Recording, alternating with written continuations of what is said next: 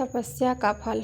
भगवान शंकर को पति के रूप में पाने हेतु माता पार्वती कठोर तपस्या कर रहे थे। उनकी तपस्या पूर्णता की ओर थी। एक समय वह भगवान के चिंतन में ध्यान मग्न बैठी थी। उसी समय उन्हें एक बालक के डूबने की चीख सुनाई दी। माता तुरंत उठकर वहां पहुंची। उन्होंने देखा एक मगरमच्छ बालक को पानी के भीतर खींच रहा है। बालक अपनी जान बचाने के लिए प्रयास कर रहा है तथा मगरमच्छ उसे आहार बनाने का। करुणामयी माँ की बालक पर दया आ गई। उन्होंने मगरमच्छ से निवेदन किया कि बालक को छोड़ दीजिए, इसे आहार न बनाएं।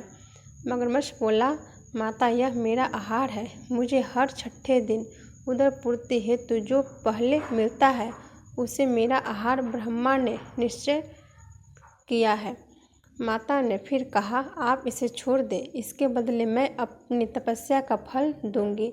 ग्राह ने कहा, ठीक है। माता ने उसी समय संकल्प कर अपनी पूरी तपस्या का पुण्य फल उस ग्राह को दे दिया। ग्राह तपस्या के फल को प्राप्त कर सूर्य की भांति चमक उठा। उसकी बुद्धि भी शुद्ध हो गई। उसने कहा, माता, आप अपना पुण्य वापस ले लें, मैं इस बालक को यूं ही छोड़ दूंगा। माता ने मना कर दिया तथा बालक को गोद में लेकर ममता में माता दुलारने लगी। बालक को सुरक्षित लौटाकर माता ने अपने स्थान पर वापस आकर तप शुरू कर दिया। भगवान शिव तुरंत ही वहां प्रकट हो गए और बोले, पार्वती, अब तुम्हें तप करने की आवश्यकता नहीं। हर प्राणी में मेरा ही वास है। तूने इस ग्राह को तप का फल दिया, वह मुझे ही प्राप्त हुआ, अतः तुम्हारा तप फल अनंत गुना हो गया।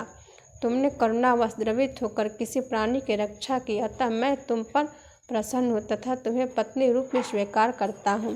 कथा का सारांश यही है कि जो परहित की कामना करता उस पर परमात्मा की असीम कृपा होती है। जो व्यक्ति असहाय की सहायता, दयालु, प्रेमी, करुणाकारी होता है, ईश्वर उसको स्वीकार करते हैं। यह कथा शिव पुराण में उल्लेखित है।